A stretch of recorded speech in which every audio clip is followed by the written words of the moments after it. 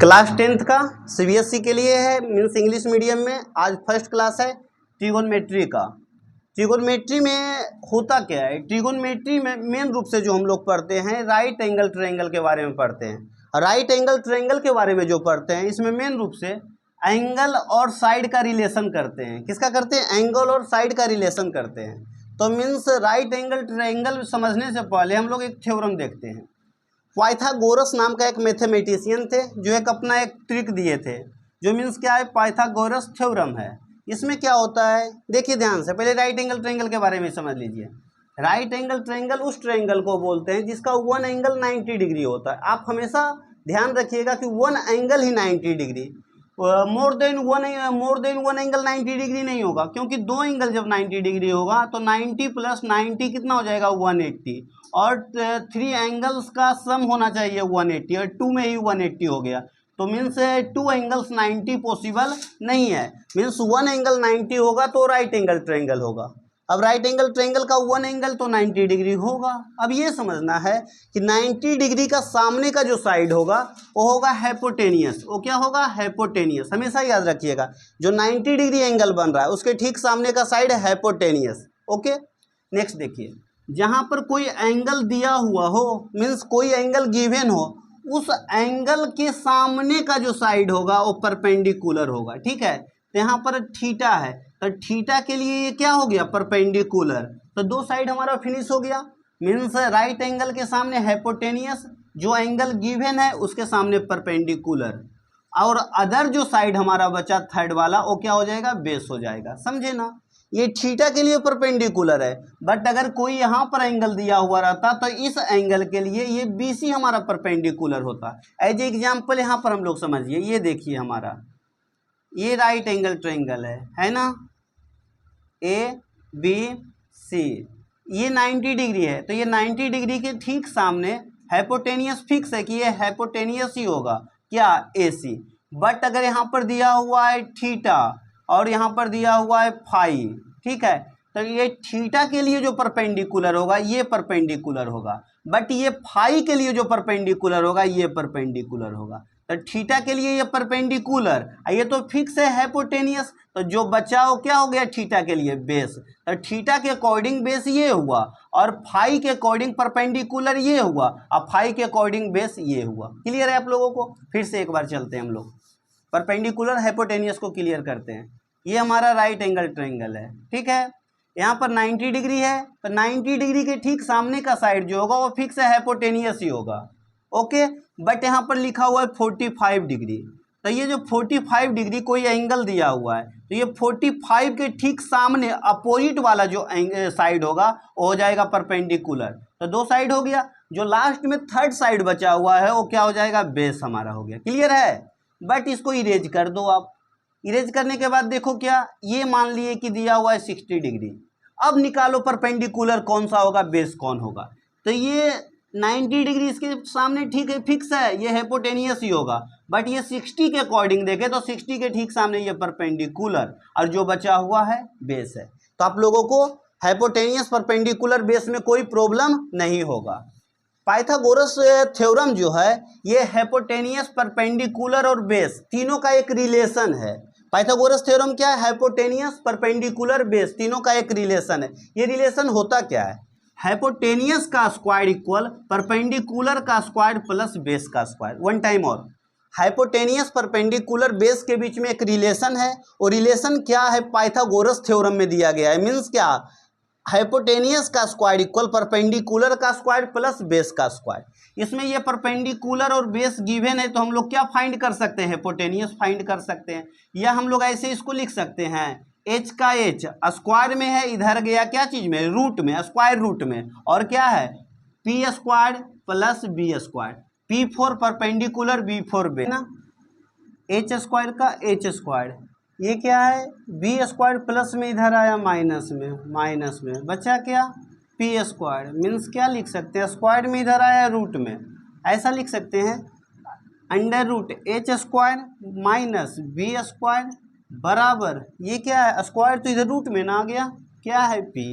Next देखो, अब इससे एक रिलेशन और हम लोग फाइंड कर सकते हैं, एच स्क्वायर का एच स्क्वायर, ये हमारा v ना, ये साइड किए थे राइट टू लेफ्ट, अब p को करते हैं हम लोग, p प्लस में इधर आया माइनस में, ये क्या है बी स्क्वायर। नेक्स्ट देखो स्क्वायर में इधर आया रूट में, under root H square minus P square equal to B, हो गया ना। Means hypotenuse square equal perpendicular का स्क्वायर प्लस बेस का स्क्वायर, इससे हम लोग v भी फाइंड कर सकते हैं, हम लोग p भी फाइंड कर सकते हैं। फिर आगे चलते हैं। इसके बाद होता है ट्रिगोनमेट्रिक रेशियो। क्या होता है ट्रिगोनमेट्रिक रेशियो, ये हम लोग देखते हैं। ट्रिगोनमेट्रिक रेशियो, ये ट्रिगोनमेट्रिक रेशियो क्या होता है? ये ट्रिगोनमेट्रिक रेशियो जो होता है ये हाइपोटेनियस परपेंडिकुलर और बेस का एक रेशियो बनाया गया है। ये नहीं कि ये तीनों मिलाकर एक रेशियो में, ये रेशियो क्या होता है देखो ध्यान से, ये 4:5 है, मीन्स क्या 4:5 है, मीन्स क्या 4/5।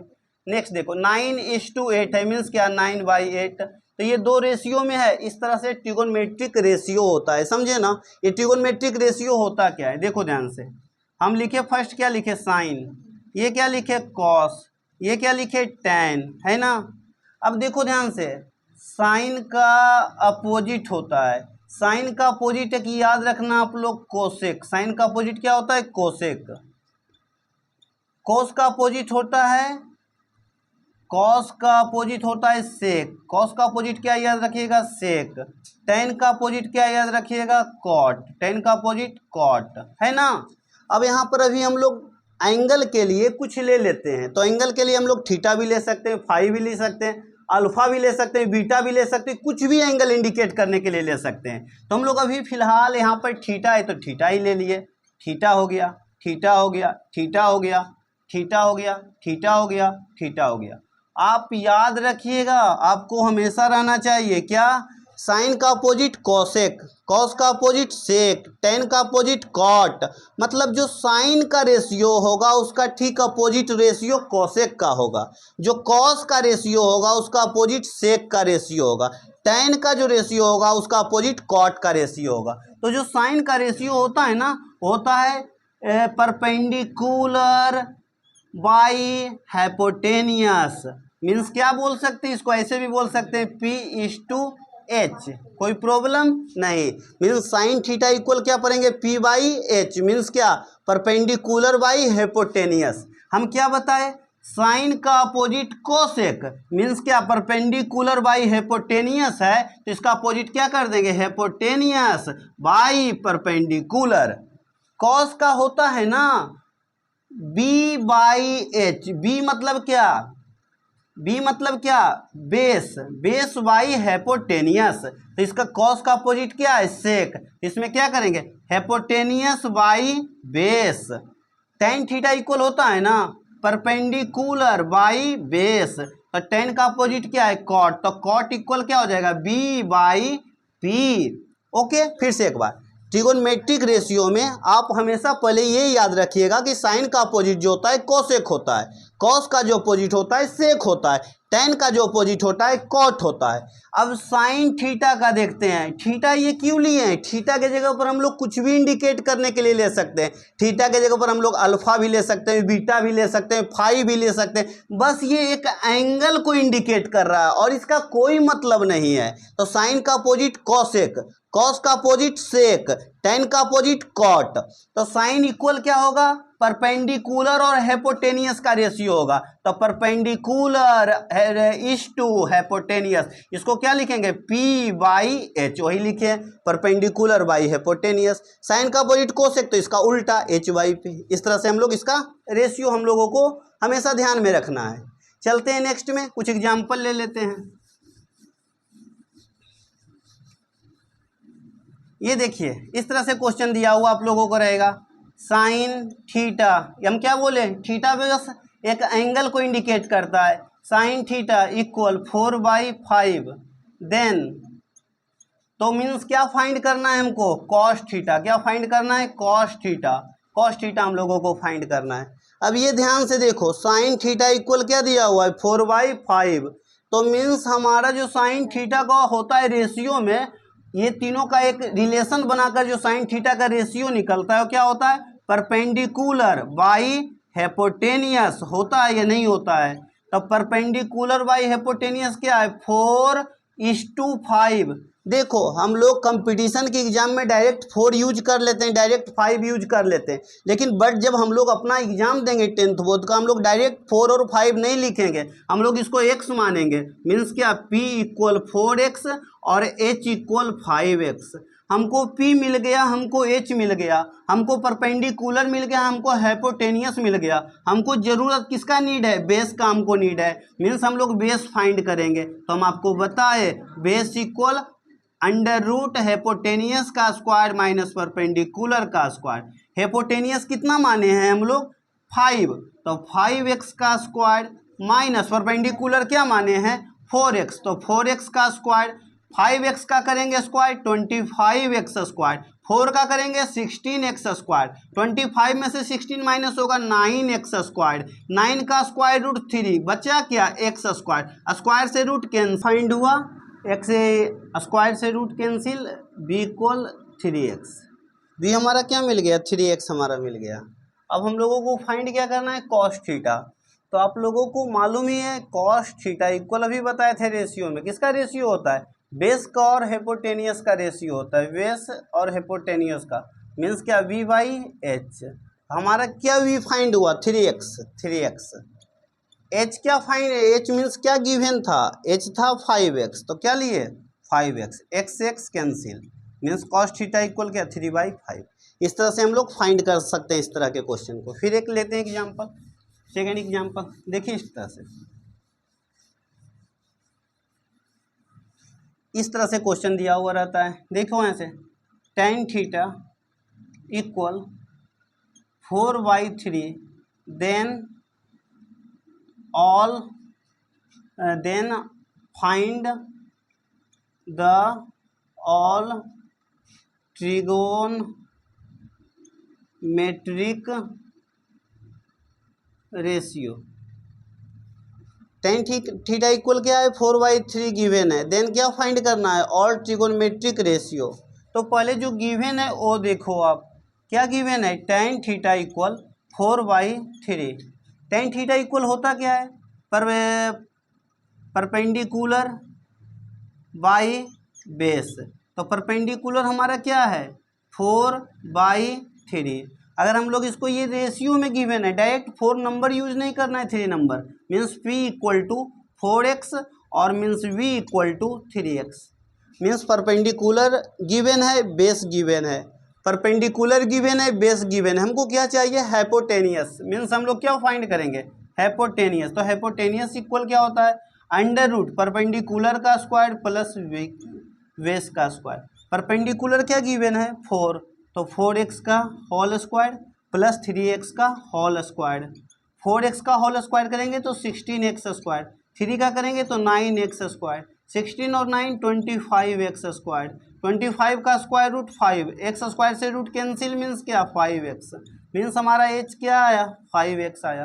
क्या फाइंड करना है? और ट्रिगोनमेट्रिक रेशियो फाइंड करना है। तो इस तरह से आप लोग पहले कर लीजिए। साइन का अपोजिट क्या होता है? कॉसेक। थीटा है तो थीटा ना, कॉस का अपोजिट क्या होता है? सेक। टेन का अपोजिट क्या होता है? कॉट हो गया। अब साइन इक्वल आप देखो क्या होता है? p/h। कॉसेक इक्वल क्या हो जाएगा? h/p। कॉस थीटा इक्वल क्या होता है? b/h। और टेन थीटा इक्वल क्या होता है? p/b। हो गया ना। इसका अपोजिट कर दो, h/b। कॉट थीटा इक्वल कर दो b/p, है ना। नेक्स्ट देखिए आप, p/h तो मीन्स क्या? परपेंडिकुलर ना, परपेंडिकुलर क्या है? 4x, तो यहाँ पर क्या लिखोगे? 4x। h इक्वल क्या है? 5x, तो क्या लिखोगे? 5x। x से x कैंसिल, क्या बचा? 4/5। अब इसका ये डायरेक्ट अपोजिट कर दो, 4/5 आया ना, तो 5/4। अब ये cos थीटा है, तो cos थीटा इक्वल क्या? b/h। मीन्स b हमारा क्या है? 3x और h हमारा क्या है? 5x। x कैंसिल, क्या आया? 3/5। अब cos का अपोजिट क्या है? सेक, तो मीन्स क्या कर दो? 5/3। अब tan थीटा इक्वल क्या है? p/b। तो हमारा P क्या गिवन है, ये तो फाइंड गिवन ये दिया हुआ है, ये ना tan थीटा इक्वल 4/3, तो tan थीटा इक्वल 4/3, तो tan का अपोजिट cot, तो ये क्या हो जाएगा 3/4। इस तरह से हम लोग फाइंड कर सकते हैं। अब आगे हम लोग नेक्स्ट क्लास में देखेंगे, फिर मिलते हैं नेक्स्ट क्लास में। हम लोग NCERT बुक को लेकर चलेंगे और एक एक क्वेश्चन को हम लोग सोल्व करेंगे। ठीक है, फिर मिलते हैं नेक्स्ट क्लास में।